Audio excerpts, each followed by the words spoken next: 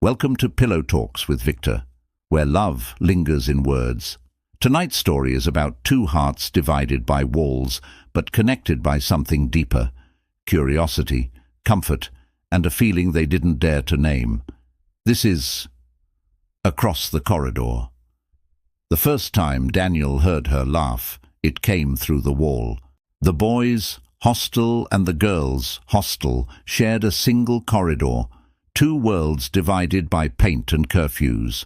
And yet, late at night, when everything else was still, her laughter slipped through, soft, musical, and completely disarming. Her name was Emma. He didn't know it then, but he'd learn it soon enough, along with the way she tucked her hair when she laughed, and how she always hummed the same tune, "Can't Help Falling in Love" by Elvis Presley. Days passed, and the laughter became familiar, part of his nights, like the hum of the ceiling fan. One evening, while strumming his guitar near the balcony, Daniel played "Hey Jude." From the other side of the wall he heard her voice, shy at first, then steady, singing along. He froze, smiling to himself. "Not bad," he said, loud enough for her to hear. A pause. Then her voice came, teasing, "Not bad yourself, guitar boy." That was how it started, a friendship that grew between songs, echoes, and late-night whispers through an open window. Soon they began meeting near the vending machine between the hostels, under a flickering yellow bulb that buzzed like an old radio, coffee in paper cups, long talks about books, songs, dreams. One night it started to rain, and she pulled him out into it, both of them laughing, soaked, breathless.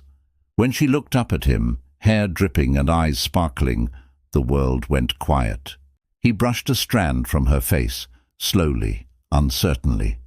Neither spoke, but everything between them did. Over the next few weeks their closeness deepened, not through words, but through gestures. A shared earbud under a blanket during curfew. A secret note slipped under his door. Same place, after dinner. Hands that brushed and lingered too long to be accidents. They never said love aloud. But when their fingers intertwined, when his forehead touched hers under the glow of a dim hallway light, they both knew. Then came the end of the semester, and with it, goodbyes wrapped in unspoken promises. She was transferring to another city. That last night she came to the corridor, the one between their rooms. They didn't speak. She just walked closer until their foreheads touched again. He whispered, "You'll write, won't you?" She smiled faintly. "If I can find the words."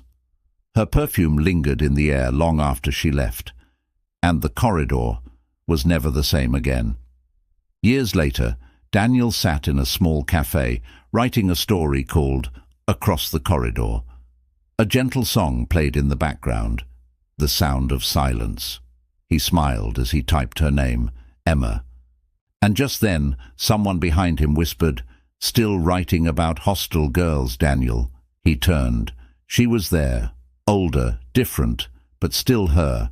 Same eyes, same laugh. And for the first time in years, the distance between them disappeared. If you've ever met someone who changed the way silence felt, you'll understand this story, because sometimes love doesn't need time. It just needs a wall thin enough to hear someone laugh through. This was Across the Corridor.